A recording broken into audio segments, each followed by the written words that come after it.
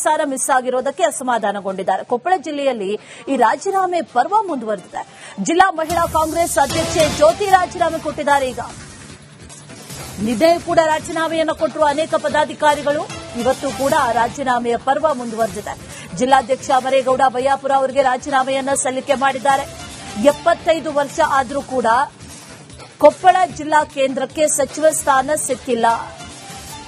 3 ಬಾರಿ ಗೆದ್ದಿರೋ ಹುತ್ನಾಳ್ಗೆ ಸ್ಥಾನ ನೀಡದೇ ಇರೋದು ಬೇಸರ ತಂದಿದೆ ಅಂತ ಈಗ ಅನೇಕರು ರಾಜೀನಾಮೆಯನ್ನ ನೀಡ್ತಾ ಇದ್ದಾರೆ. ಈಗ ಜ್ಯೋತಿ ಗೊಂಡಬಾಳ್ ಕೂಡ ರಾಜೀನಾಮೆಯನ್ನ ನೀಡಿದ್ದಾರೆ. ರಾಜೀನಾಮೆ ಪತ್ರವನ್ನ ಕೂಡ ಗಮನಿಸ್ತಾ ಇದ್ದೀವಿ. ಈ ರಾಜೀನಾಮೆ ಪರ್ವ ಈಗ ಮುಂದುವರೆದಿದೆ. ನಿನ್ನೆಯೂ ಕೂಡ ಅನೇಕರು ಈ ಬ್ಲಾಕ್ ಕಾಂಗ್ರೆಸ್ನ ಅಧ್ಯಕ್ಷರು ಜೊತೆಗೆ ಪದಾಧಿಕಾರಿಗಳು ತಮ್ಮ ಸ್ಥಾನಕ್ಕೆ ರಾಜೀನಾಮೆಯನ್ನ ಸಲ್ಲಿಕೆ ಮಾಡಿದ್ರು.